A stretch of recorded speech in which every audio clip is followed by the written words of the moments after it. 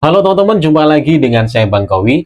Di video kali ini saya ada informasi yang sangat menggembirakan. Ini adalah info dari BKN. Infonya masih fresh, masih hangat banget seputar jenjang pendidikan bagi kita seorang ASN. Info yang pertama adalah kita ini dibuka lebar-lebar pintunya ya. Jadi buat kita yang pengen lanjut untuk studi kita, pengen lebih meninggikan atau menaikkan level kita dalam dunia pendidikan, sekarang pintunya dibuka lebar-lebar. Dan yang paling sangat menggembirakan adalah sekarang ada yang namanya pemutihan status jenjang pendidikan. Jadi misalnya teman-teman kemarin atau sekarang formasi yang diambil adalah S1. Tapi sebenarnya teman-teman sudah punya ijazah S2-nya. Nah, ini bisa langsung diakui dalam proses pemutihan tersebut tanpa harus melalui proses yang namanya surat izin belajar. Nah, bagaimana mekanismenya? Langsung aja tonton video berikut ini.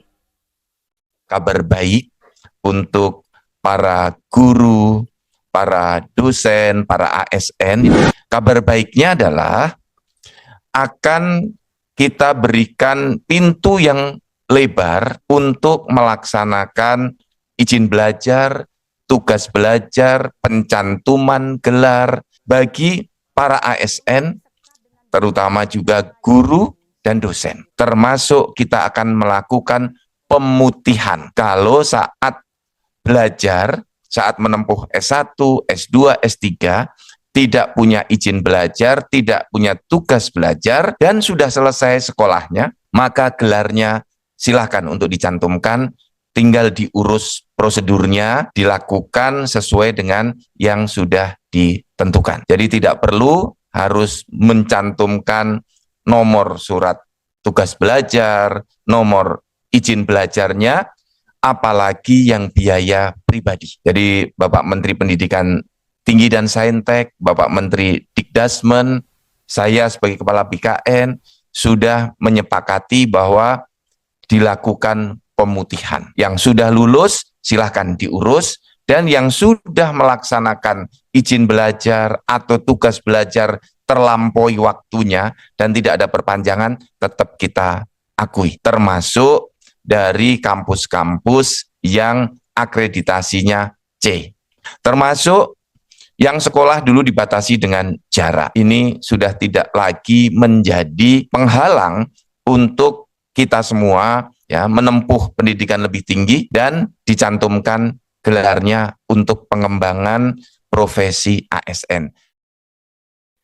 Nah, jadi gimana nih pendapat teman-teman semuanya setelah menonton video tadi? Jadi sekarang teman-teman yang mungkin formasi yang diambil adalah S1 atau mungkin S2, tapi punya jenjang pendidikan di atasnya, sekarang nggak usah khawatir lagi nih. Itu bisa diakui ya teman-teman. Dan apalagi buat teman-teman yang sekarang lagi proses seleksi pemberkasan gitu ya. Nah, teman-teman kan banyak yang tanya ya, Bang, ini aku lagi proses studi pasca sarjana, formasi yang diambil S1, tapi dia lagi studi S2 ini.